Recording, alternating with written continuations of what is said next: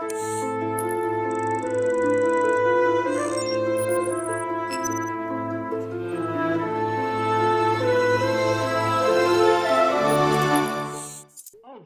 you tired of feeling behind the knowledge curve? As someone who's deeply competitive, I can't stand the thought of being bad at a game that I love. Maybe you're the same way. It's one thing to like a game, but the experience can be tarnished if you feel like no matter how much effort you put into it, you always come up short. Fortunately, no matter who you are, there's always hope. You can improve. When you're just starting out, it can be a daunting and challenging experience though. If you want to get better, you have to be patient and be willing to put in the effort. So take a seat, kick back, and let's focus on some basics. My name's Hayete from Hayete.net, and to help you on your journey to gaming stardom, here's my list of 15 considerations to better your gameplay. Number 15. The ability action queue is a slightly hidden feature many players either overlook or are simply unaware it exists. This setting allows you to set a specific time interval for which the game acknowledges and makes ready your next ability to be used. You can set this interval from 0 to 1 second and in increments of 0.25 seconds in between.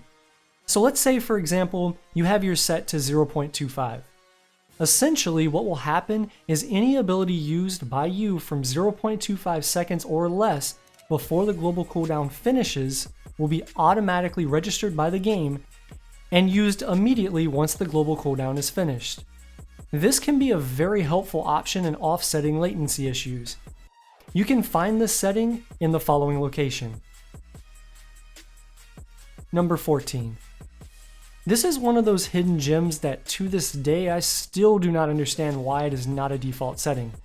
You can find this setting in the following location. Having this turned on will place a countdown timer on each ability used that has a cooldown greater than 1.5 seconds. This is very useful for planning out how long it will be until you're able to use a certain ability again, and can dramatically aid you in your decision making in what abilities to use next. There are several other aesthetic options that can be changed here, but generally all that is needed is just to turn the option on. Number 13. A very useful tool, especially for PvE encounters, is turning on enemy nameplates. Essentially, this shows the name of the enemy, associated faction, etc. Basically your general information. More importantly is you can see when an enemy is casting an ability right on their nameplate, even if you're not targeting them. This can be extremely invaluable when trying to pay attention to multiple enemies. Additionally, any enemies that spawn into an area will display their nameplate first. This means you can get a heads up as to when an enemy is spawning in because you'll see their nameplate well before you see their physical character. You can find this setting in the following location. Number 12. Now, while there are a few idiots out there in every MMO waiting to criticize, abuse, and generally put down new players, the vast majority of players, including the seasoned veterans, are really welcoming and are usually more than happy to lend a hand. So don't be afraid to communicate. Lots of new players are put off because of nasty little trolls targeting new players or by the seemingly insurmountable task of making serious progress. Don't let yourself be intimidated. Every player, even the seasoned veterans, started right where you are, with the worst gear, no experience, and no skill. You'll improve faster if you reach out to fellow players for help and advice rather than bumbling around all alone. Remember, you're playing an MMO. When you're just starting out, take advantage of the advice and guidance from the more seasoned players. Number 11. As well as asking for help, you should aim to be an active part of the gaming community. Reach out to other players, form alliances, and expand your own personal network. This is one of the best ways to improve. Don't forget about the SOTOR forums and SOTOR Reddit. You may feel out of place there, but these can be great resources for acquiring information outside of the game. Just like asking questions in-game, these resources can be great when looking for help on specific questions. On top of that, it's a great way to meet new people to help your own gameplay. Number 10. While SWTOR has many aspects of its gameplay that revolve around solo play, the most rewarding content comes from group play.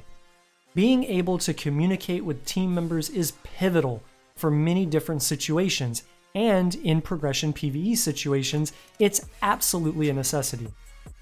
There are many software programs available that allow quality voice communication via the internet. Some of the most common in the MMO genre currently are TeamSpeak, Mumble, Ventrilo, and Discord. From a user perspective, all those I've listed are free to download and install. This means there's really no reason not to have these programs. I personally have all of them because I come across gamers all the time that use them all.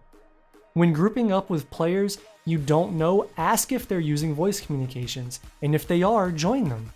You'll get a much better group experience out of it, and it will make coordination on encounters much easier. I'll place links to all of these voice communication softwares in the description section below. Number 9. In a game where things can be kind of overwhelming when starting as a new player, having others to talk with and ask questions to can be a great help. Many players join guilds to accomplish this. The best way to find a guild is to check the official SWTOR forums. You'll want to navigate to your specific server for server-specific guilds looking for players. Another option is the SWTOR Reddit. I'll link over to these specific pages in the description section. Number 8. Most players when starting out are immediately turned on to written guides by players in the community.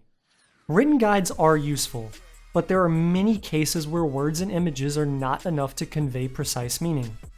Indeed, it's possible that a 30-second clip proves more helpful than 100 written guides. If you aren't watching videos and streams, you're putting yourself at a learning disadvantage. Hop on over to Twitch and browse for SWTOR streams. These streams typically involve a single person who explains what they're doing in the game and why they're doing it.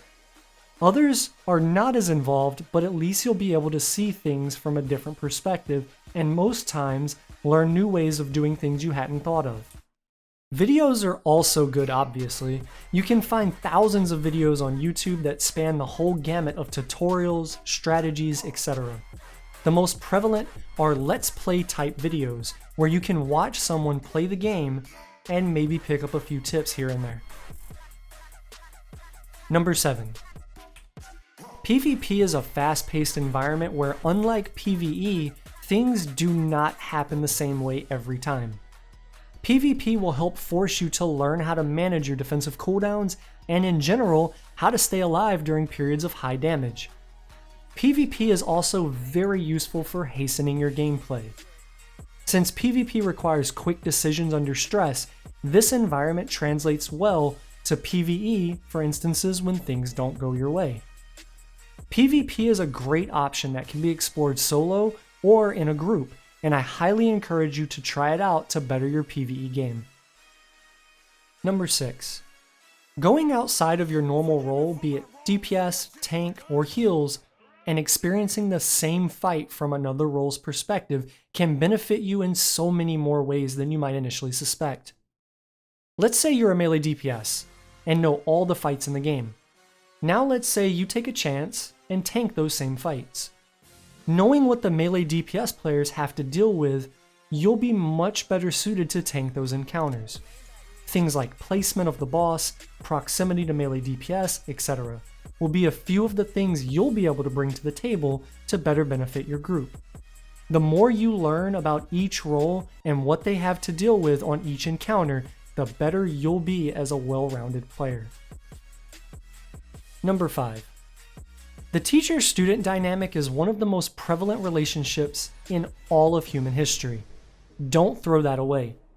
The straightest path towards improvement is to learn directly under someone else who has already walked that path.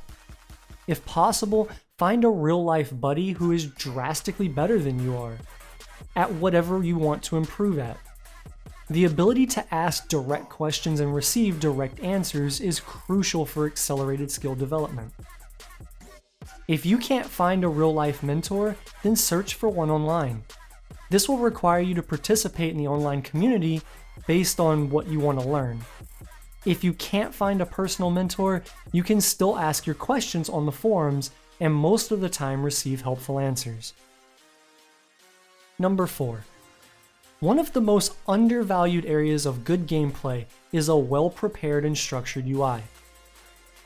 A thought-out UI can vastly improve your raid awareness, field of vision, and help augment any skill level.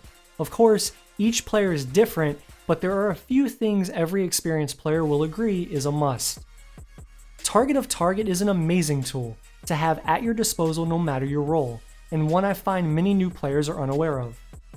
Target of Target allows you to see the target of the player or opponent you're looking at every step of the way. Why is this useful, you may ask? Well, wouldn't it be wonderful if you were DPSing a raid boss and knew the moment you stole aggro on the boss from the overconfident Vanguard tank who thinks combat sucks? Well, Target of Target allows you to do just that. You'll always know who your target is looking at and targeted to. This is an invaluable tool and should be activated on your UI through the UI interface. As a DPS player, this can be the information you need to make important decisions like, do I use a defensive cooldown? Do I need to move away from the group because I'm the target of a certain mechanic?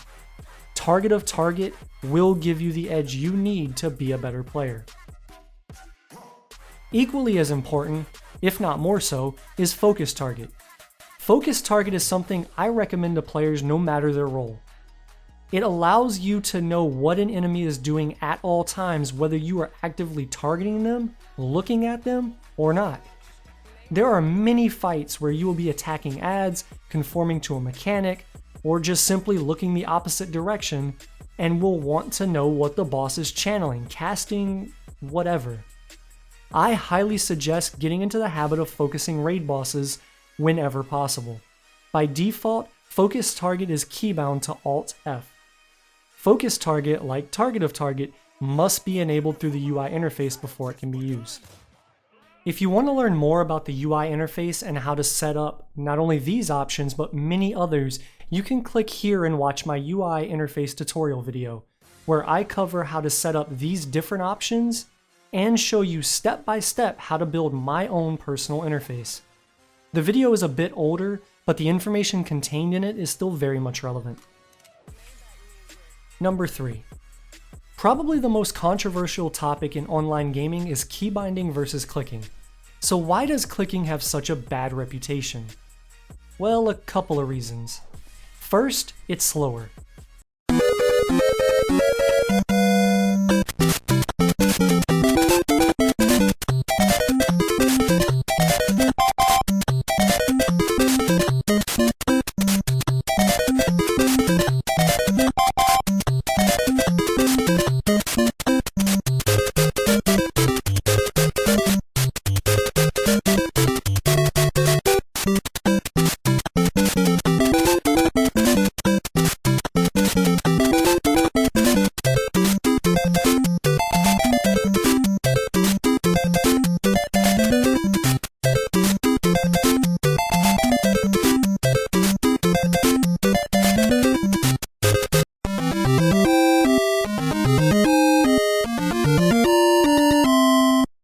It is slower to move your mouse across your screen and hit different abilities than it is to move your hand across a keyboard. If you don't believe me, here's an experiment. Click on the following link and head over to this keyboard site and type Star Wars: The Old Republic by just clicking the keys. Then try it by typing with your keyboard. Unless you're unfamiliar with typing on a keyboard, the latter will be faster. Another test I like to give players is simply close your eyes and try and do any portion of your rotation. As a click player, this would be near impossible. If you keybind your abilities, however, and are familiar with their placement on your keyboard, this becomes a trivial test. My point with this example is keybinding allows you to focus your attention and your eyes on other things, instead of where your mouse cursor needs to be next. What's more, turn a full circle on the spot with your keyboard, by default left turn with A and right turn with D. And do the same with your mouse. Right click and hold and then move your mouse left or right. Do you see that one's a lot faster than the other? Mouse movement is more fine-tuned.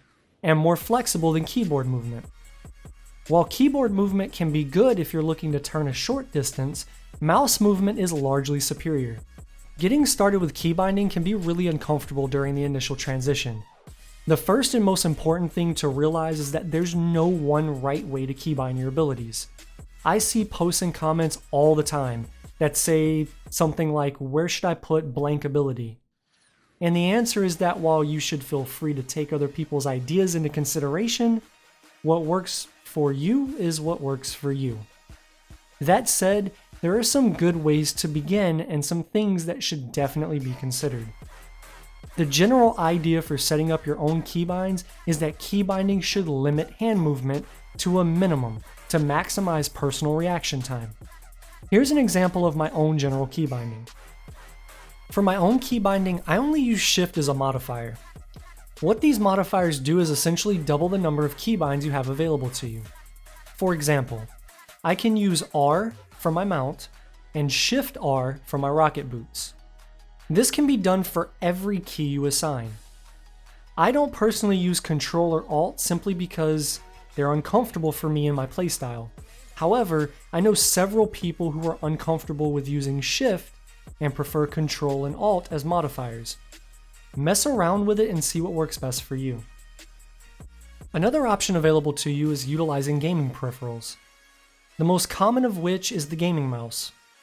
Here you'll see what I use, and from this you should get an idea of how keybinding using something like this can be highly beneficial.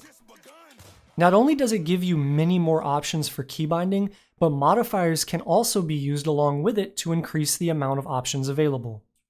I have mine set up here to use the num buttons, which are the number pad buttons found on standard keyboards.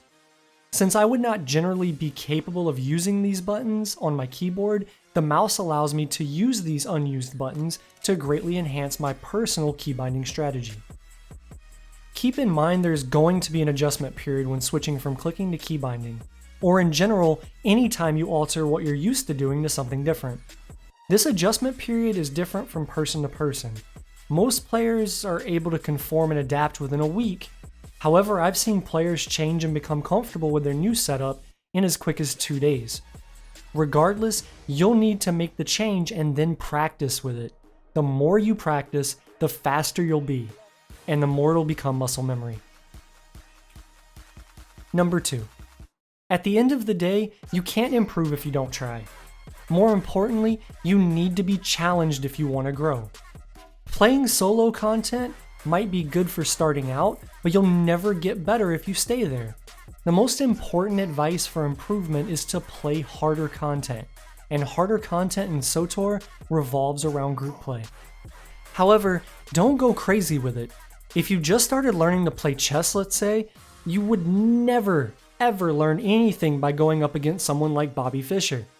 In the same way, you want to play at a difficulty that's slightly beyond your current skill level, but not miles beyond it.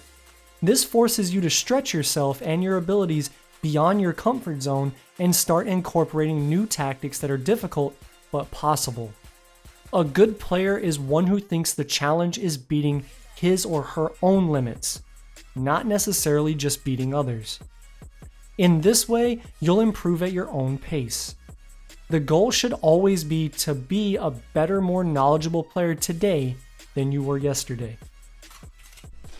Number 1. To improve, the first and most important thing you need is the right attitude. It sounds like a cliche, but it's a cliche for a reason. You might still be able to improve without the right attitude, but it'll most likely be a much slower and more agonizing process. So what is the right attitude? Well, it's hard to define exactly, so let's instead define it by describing the wrong attitude. Blaming others for your mistakes. Always having an excuse for poor performance. Never looks for mistakes that you're making and how to fix them. Lack of innovation or outside-the-box thinking. While these are just some that categorize the wrong attitude, long story short, players with this type of attitude have already failed at the game before they started. Want to have the right attitude? Start by abolishing all of the above from your gaming mindset. When you lose or fail, evaluate your gameplay and critique yourself. It's your responsibility to find your mistakes, to fix them, and to learn from them. And that's my list, guys. Are there any more important tips I missed? Let me know in the comments below, and don't forget to like, share, and subscribe. I'm Hayete from Hayete.net, and thanks for watching.